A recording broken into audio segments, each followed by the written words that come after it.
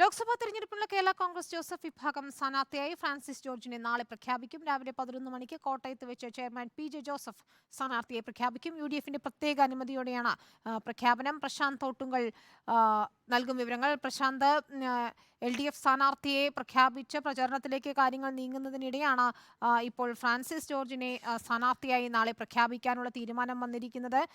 എന്തൊക്കെയാണ് വിവരങ്ങൾ? ഫ്രാൻസിസ് ജോർജിനെ സ്ഥാനാർത്ഥിയെ പ്രഖ്യാപിക്കാൻ കേരള കോൺഗ്രസ് പാർട്ടി നേതൃത്വത്തിൽ ധാരണയായിരുന്നു. എന്നാൽ ഇത് സംബന്ധിച്ച് അനുമതിക്കായി കാത്തു നിൽക്കുകയായിരുന്നു. കാരണം UDFന്റെ ഉഭയകക്ഷി ചർച്ചകൾ പൂർത്തിയായിട്ടുണ്ടായിരുന്നില്ല.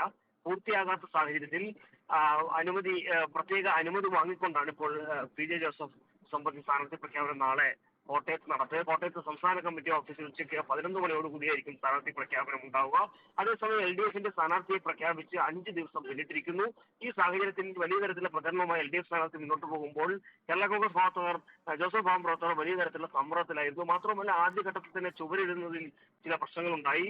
അതും ജോസഫ് വിഭാഗത്തെ തിരിച്ചടിയായിരുന്നു. അങ്ങനെ തിരിച്ചടികൾ നേരിട്ടുകൊണ്ടിരിക്കുന്ന സാഹചര്യത്തിൽ ഉടനെ സ്ഥാനാർത്ഥിയെ പ്രഖ്യാപിച്ച് മുന്നോട്ട് പോകാനുള്ള ശ്രമങ്ങൾ ഉണ്ടാകണമെന്നുള്ള സമ്മർദ്ദം ജോസഫ് വിഭാഗം പ്രവർത്തകർ നേതാക്കന്മാരോട് ആവശ്യപ്പെട്ടിരുന്നു. ഇതിന്റെ അടിസ്ഥാനത്തിലാണ് കോൺഗ്രസുമായി പ്രത്യേകം ചർച്ച ചെയ്ത് ഹൈക്കമാൻഡിന്റെ അനുമതി എല്ലാം വാങ്ങിക്കൊണ്ട് UDFന്റെ അനുമതിയോട് കൂടി തന്നെ നാളെ വാർത്താ സമ്മേളനം നടത്തുക. നാളെ 11 മണിയോട് കൂടി തന്നെ UDFന്റെ സ്ഥാനാർത്ഥി, അതായത് ജോസഫ് വിഭാഗത്തിന്റെ സ്ഥാനാർത്ഥി പ്രഖ്യാപിക്കും. കോട്ടയത്തെ ചിത്രമാണ് എന്നാണ് പൂർണ്ണമാകുന്നത്. നാളെ ഫ്രാൻസിസ് ജോർജിനെ UDF സ്ഥാനാർത്ഥിയായി പ്രഖ്യാപിക്കുന്നതോടെ മത്സരം കൊഴുക്കും കോട്ടയത്ത് നിന്ന്. പ്രശാന്ത് തോട്ടുങ്കൽ റിപ്പോർട്ട് ചെയ്യുന്നു.